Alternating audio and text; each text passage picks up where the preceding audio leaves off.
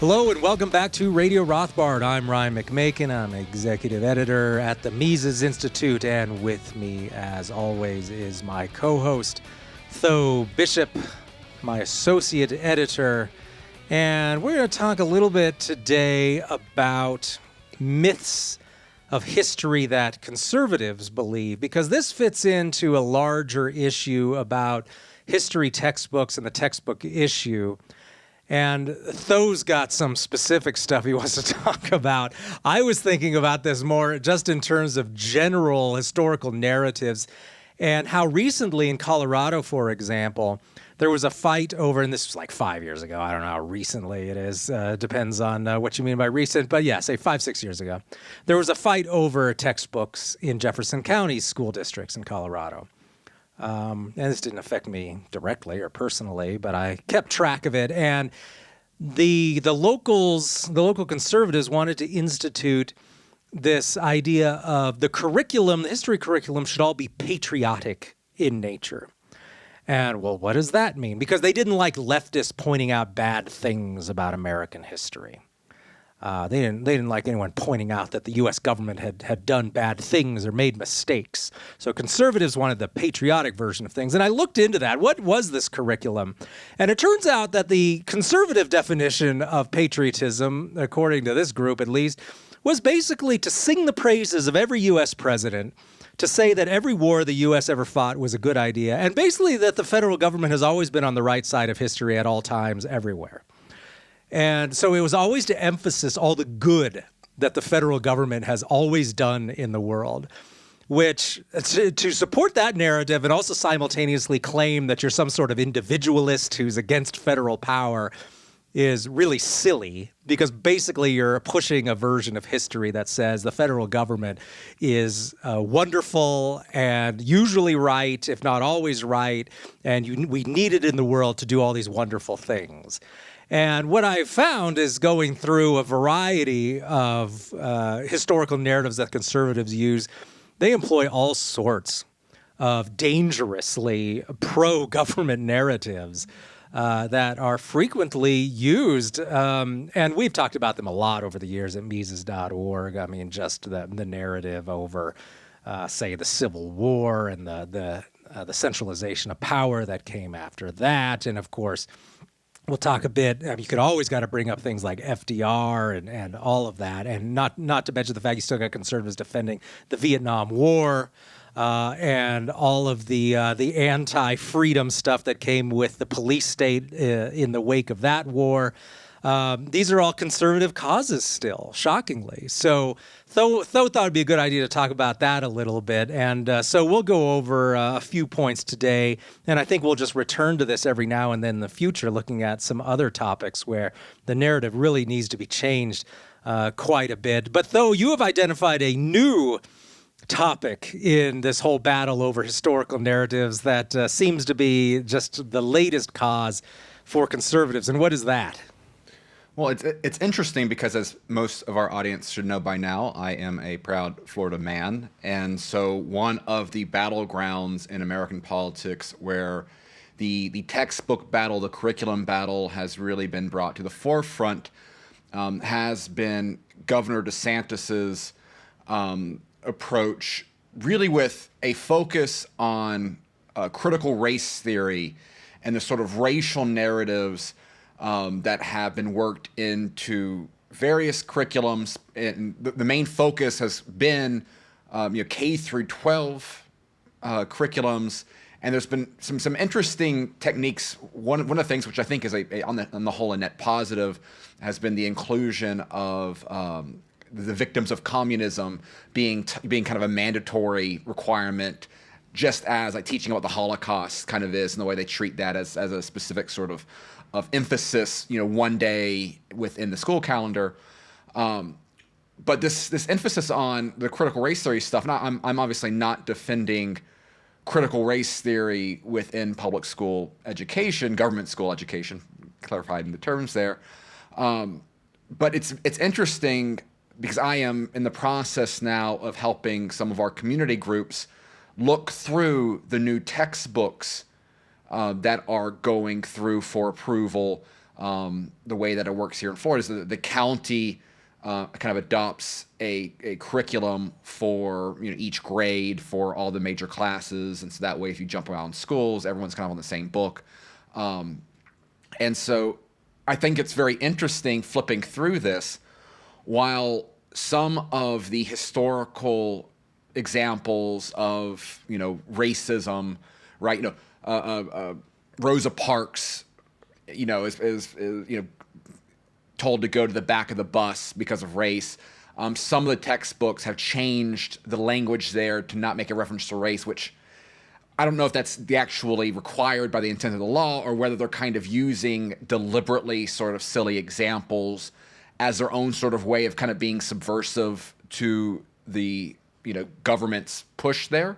But it is interesting to see all of the parts of these mainstream historical narratives that are completely unchallenged, that are in all of the options. So again, there's about 3 textbook options, for high school American history or for middle school history or whatever. And there's so many of these baked in biases, the way that they tell specific incidents. And none of these are going to be, I think, particularly surprising to our audience. These are precisely the sort of politically incorrect guide to American history that people like Bob Murphy and Tom Woods and many of our scholars, Tom DeLorenzo, have written about in other books and other series. But it was just kind of a reminder of, for all of this concern about political indoctrination, and I think fairly so. I think this is a problem within the school system. Conservatives are still blinded to stuff that is so kind of baked into the cake that they don't even realize it, because it's stuff that they've already sort of internalized. So we're going to talk about some of those examples, and I've actually got some of these textbooks pulled up. I'm going to make direct references to, because again, it really gets my blood boiling right now. Well, I'll go ahead and start us off then, because obviously we had talked about this before we started this and came up with 4 things that we're going to talk about this time, and we've got others we plan to bring up in the future. But one that I've often thought about, because I taught college level for 9 years, and one thing that always annoyed me was the fact that they never made even the slightest effort to talk about the issue of the central bank and how government money is a huge everyday factor in your life. And that government money is a way of controlling you. It's a way of taxing you.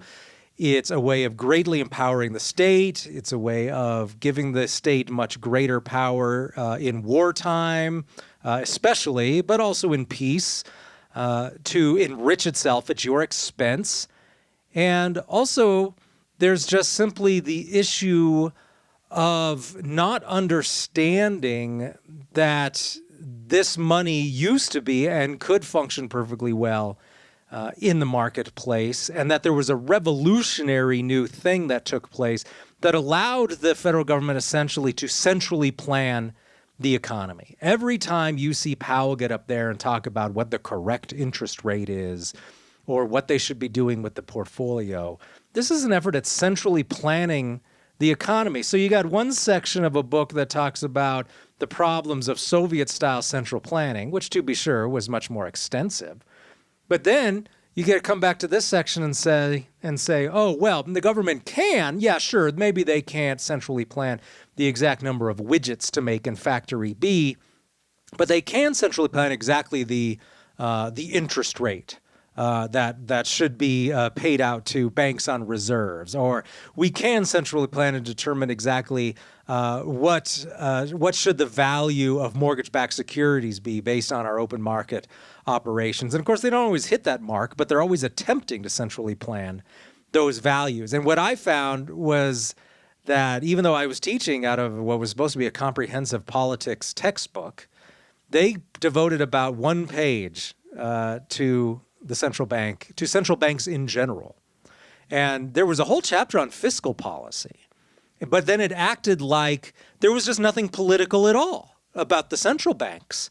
That, oh yeah, Congress taxes and spends, or other national legislatures tax and spend. And that's all fiscal policy, and those are political institutions. But central banks are totally non-political.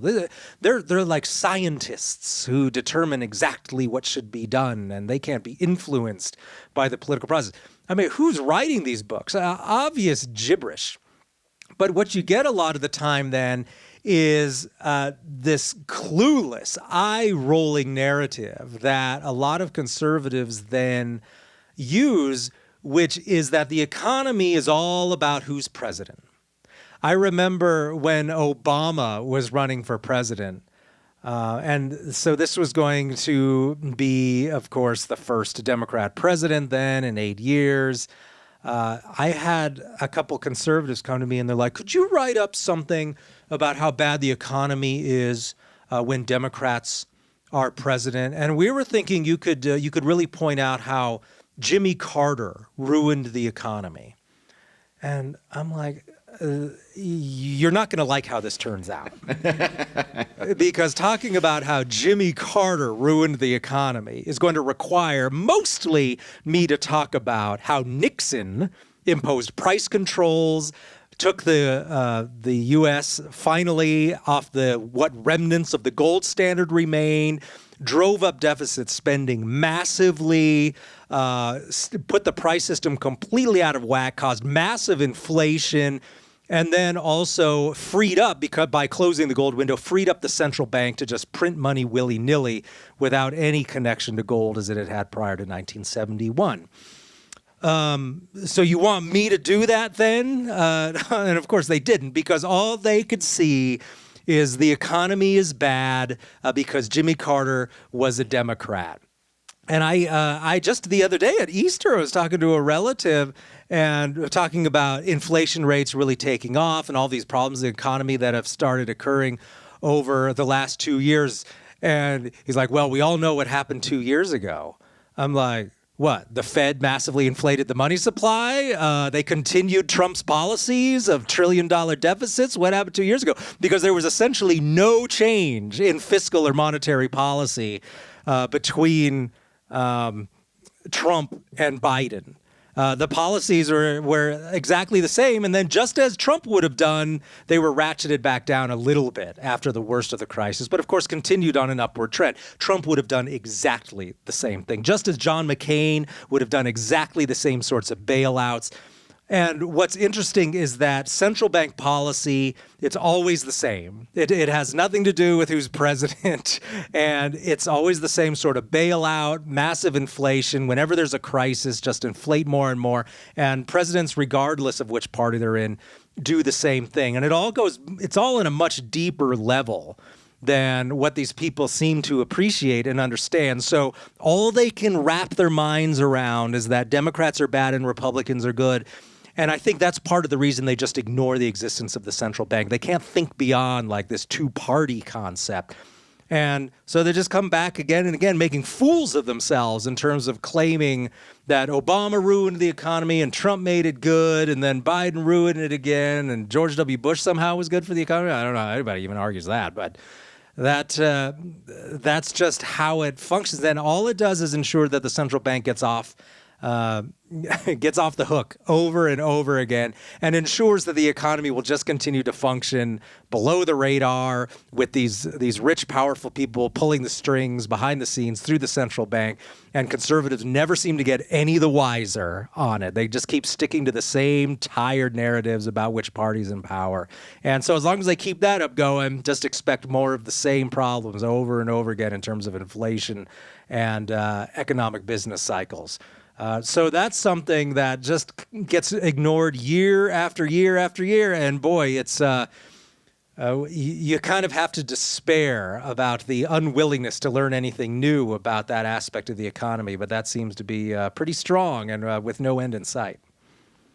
Yeah, I'm looking at now the McGraw-Hill Florida economics textbook, and their little bit about the Fed. It's all about how, like, oh, well, the Fed's role in the economy is to protect consumers and to make sure the economy is going strong, or is maintaining a strong economy and preventing against manipulation of the currency. And so, golly gosh darn, that sounds like the greatest thing ever. But again, there is such an institutional bent within it. And so, again, if the takeaway is, oh, well, it's important for the Fed to do these sort of things, and oh well, look how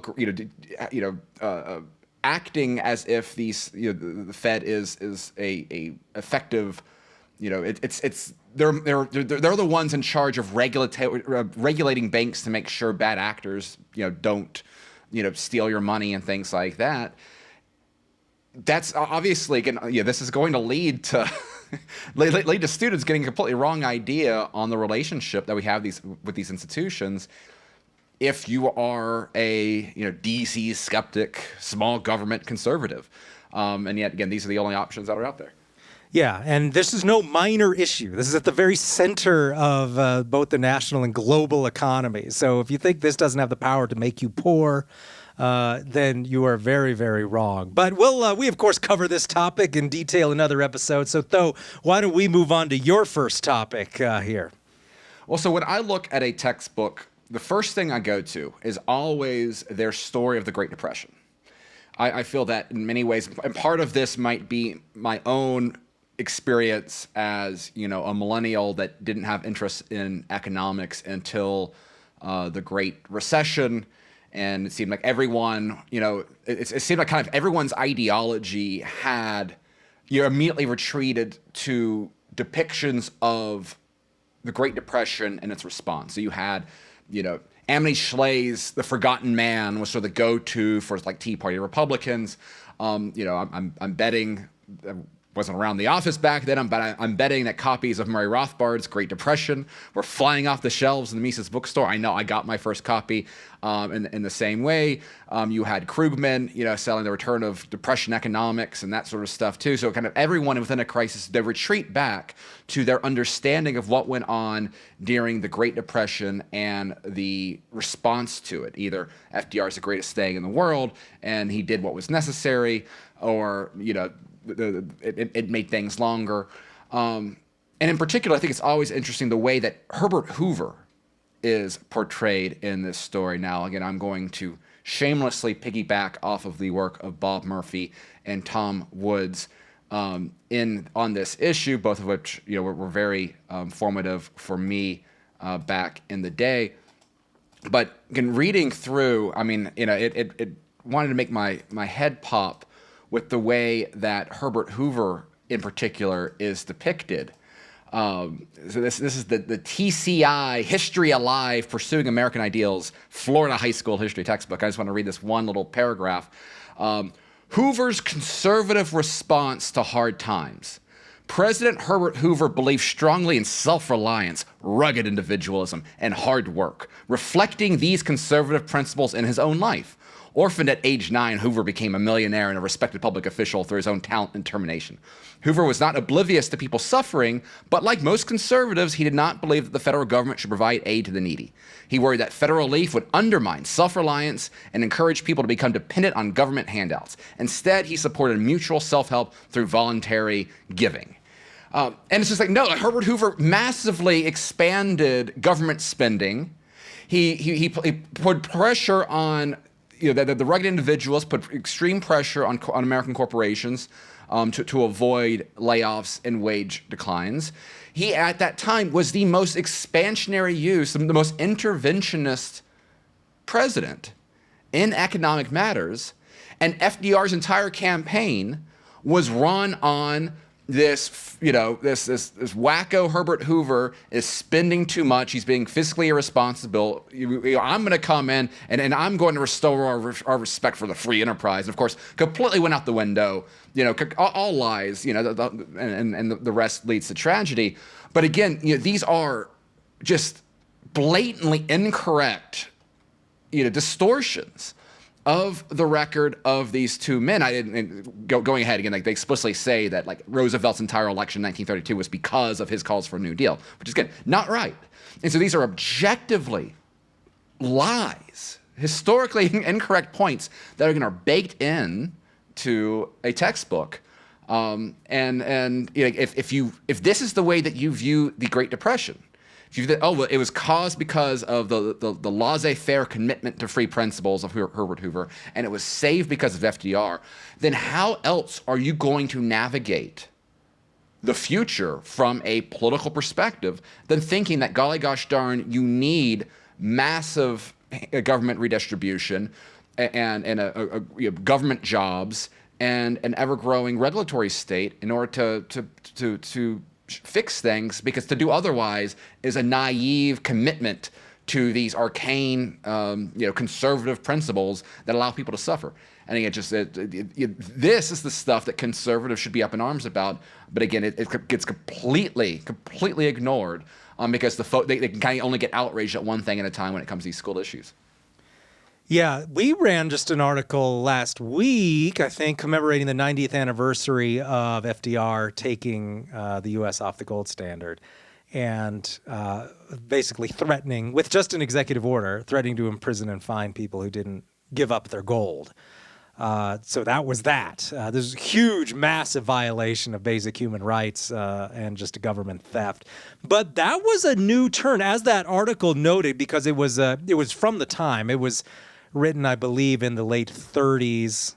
And it was looking at how that represented actually a real big turn for FDR, that it wasn't really until later in 1933 that it became clear that FDR had gone over to all of these newfangled ways of thinking about centrally planning the economy and manipulating the money supply, driving up prices, which was a big purpose of taking the U.S. off the gold standard. They wanted to actually drive prices up, which they thought would improve the economy.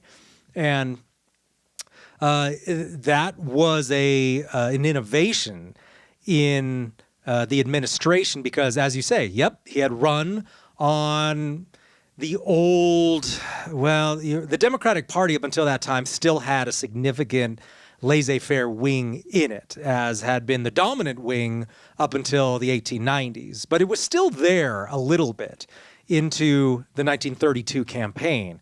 And that's what he ran on. He did not run on the New Deal because, as often is noted when talking about Hoover, Hoover was this engineer, and he felt that you could plan society like you could a well-oiled machine. So he absolutely believed that from Washington, with a bunch of smart people, you could plan the economy. And so, that whole narrative is just completely reversed. But I think that's the key to understanding it, though, is this fake dichotomy they make between Hoover and FDR, that Hoover was the free market guy and FDR came in and reversed it, when the reality is that the laissez-faire people offered, because they were so out of power, they really offered no real alternative to it. And that with the central bank having been invented in 1913, they were already so far down the road of all that sort of economic manipulation and everything that there was no real laissez-faire option anyway available. But you're right. And just as George W. Bush invoked the whole, I had to basically destroy capitalism to save it argument in his own period, it's absolutely absurd that he could claim that was like a good thing that the voters would want to hear. Really quite amazing. And so there's no winning on that argument either until conservatives start, I think, to really push back on the New Deal narrative. But to do that would require an actual understanding of what led up to it and what the causes were, and most people just really aren't interested in that.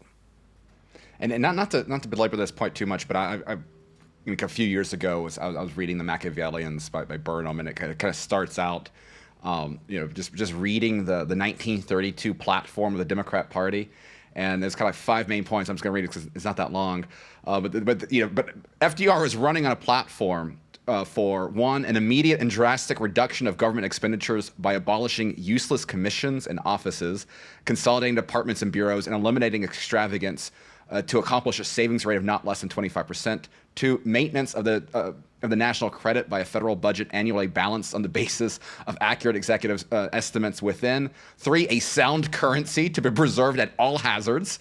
And they condemn for the open and covert resistance of administrative officials to every effort made by congressional committees to control the extravagant expenditures of the government. And 5, the extravagance of the Farm Board, its disastrous action which made the government a speculator in farm products. And again, it's this goes to the entire point about Burnham's book and the manipulation of politics. But like, again, hey, I'll vote for that candidate. That candidate sounds pretty good in my book. And then you get FDR. All right, well, on to the next topic here, topic 3 for today's episode on historical myths. And this one is going to be on the U.S. Constitution. This is usually the one where I perhaps get the most pushback, but this really sets the stage for the real heart of the issue, is it good to centralize political power in a national government, and how necessary was it in the 1780s? And I do think we are making some headway here, especially among younger people, because they teach so little about really the Constitution one way or the other that I don't think people have been propagandized today if they're under age 30, to the extent that people in, say, the 60 to 70-year-old age range have been fully propagandized about the glories of the U.S. Constitution. So I think we're picking them off by showing that there are some serious problems there. And I think this is where you have to really ground yourself in terms of, yes, bigger, more powerful government is bad, even when guys in powdered wigs do it. And now there's been this strain of thinking for a long time. Charles Beard, who was a great scholar from about 100 years ago, had pointed out, and I don't think he was fully correct. I think he maybe went a little bit too far, but Charles Beard pointing out how the people who were behind the new national constitution were pushing it in many ways to simply enrich their own social and political class, and that there weren't all these noble reasons behind it. But here's what the real story of the U.S. Constitution is. It's that the end of the war came. All of these former colonies had become independent republics in their own right. There were 12 of them, and then you add Vermont a little bit later, and they were fully functioning republics. They had independent judiciary. They had elected legislatures. They had elected governors. Most of them, in fact, they were far more responsive to the people because they had more frequent elections. The people who ran the states, of course, they had to live near and in places where they could be easily accessed by the general public. And many of them had their own bills of rights. And of course, they had their own militias as well to keep the peace. And they also functioned in a national unit as well. Under the Constitution of 1776, which people now call the Articles of Confederation, to distinguish it from the later Constitution, but it was just simply America's first Constitution, which took power in 1776. And the main complaint was that it was too hard to raise taxes. That was the real problem that guys like Madison and Washington had. They imagined themselves with the ability to have more power, to raise more taxes, to have a more invigorated federal government. Hamilton especially really wanted that. And so they came back and started devising a conspiracy, essentially. There's no other way to really describe it. They started conspiring about ways that they could push through a new constitution. And it's no surprise then that when they finally did manage to whip up enough power to get that into place, they made it all a secret. And so that was all to be kept out of the public eye, so the public wouldn't even know what they were doing. They lucked out because then they had some civil unrest that occurred, and that was Shays' Rebellion. And this, however, was put down by the Massachusetts militia. There was no requirement. They didn't need any of the federal troops or people from other states. They didn't need to somehow put together a national army to put that down. It was handled by the state of Massachusetts, the Republic of Massachusetts, which, by the way, has the oldest functioning Republican Constitution in the world today, the state of Massachusetts. And they handled it. The problem was over. But they managed to, just as they do now with Islamists, or 100 years ago it was anarchists, and whatever your latest boogeyman is, at the time it was these Shays Rebellion types. Your state might have these sorts of people too, who want to engage in licentiousness. That was always their word that they were using. So they managed to push through this new constitution after their secret proceedings, passed by only the wealthiest members of society for the most part. And what was the result? The result was massive amounts of new taxation power, a much larger military. The original founders even opposed the idea of a Bill of Rights. They thought it was, quote, unnecessary because nobody would ever read into the Constitution what wasn't explicitly written there. So there's no need for a Bill of Rights. They managed to push that through, but it was still woefully incomplete, as we see today. And we also found out you could just ignore parts of it, just like they ignore the 9th and 10th Amendments, just like they ignore, for the most part, the Second Amendment. And so immediately after that, then you move on to the Judiciary Act of 1789, creating this massive federal system of judges and courts. And then the number of federal crimes just started to mount from there. This didn't create a more peaceful United States. It didn't create a more secure United States. It created a much more heavily taxed United States. It created a much more powerful federal government. And yet it is like gospel among alleged small government conservatives that the U.S. Constitution in 1789 was the most important thing, the most necessary thing, something that secured our liberties. Liberties were already secured before then. The only threat to liberty that they could come up with was small bands of farmers in pockets of places like in Massachusetts, where, again, state officials were able to put it down in almost no time at all. So where was the case for it? It was really just about raising taxes, and it was about creating a massive new military power and structure, which then led, of course, to annexing huge parts of land west of the Mississippi, going to the ocean, which Jefferson all thought should be independent republics in their own right. And that never happened. Why? Because this new federal government was massively powerful and basically could tell the states what to do at that point. And you know what the funniest part is that by 1865, about 80 years later, the U.S. was already a blood-soaked failed state. This new constitution was so unworkable that the United States descended into a bloody civil war where the only solution then, as the North saw it, was to burn down half the country, occupy them militarily for another 9 years, or another 11 years, and then claim that the Constitution had worked fine. And so that's the real story of the Constitution. It was there to massively raise taxes, and then it failed 80 years later, resulting in a huge civil war and a failed state. So I fail to see why people are still singing its praises, but that just seems to be conservative gospel now. But if you are arguing about the wonders of that Constitution, what you are arguing for is higher taxes. You're arguing for a more powerful government. You're arguing for a federal judicial system that trumps local rights and local autonomy.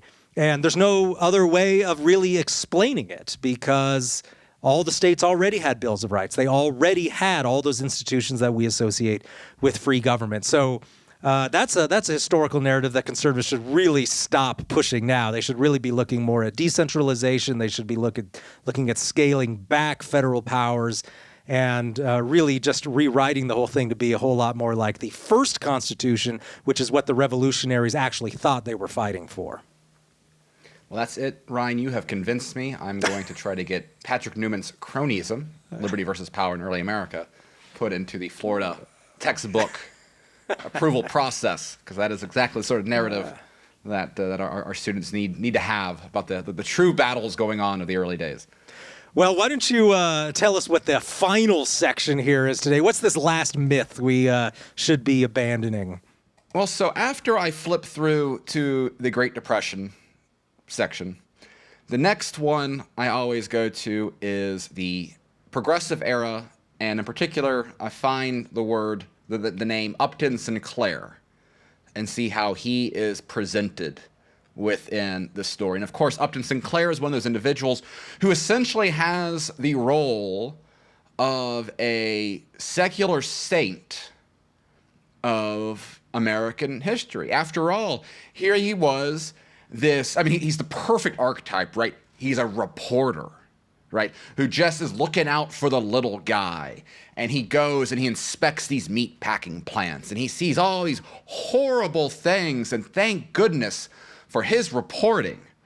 Because of that, the brave, noble Teddy Roosevelt comes out and pushes through regulation, and it saves us from all this rancid meat and human body parts and rat droppings that were in our Polish sausages, right?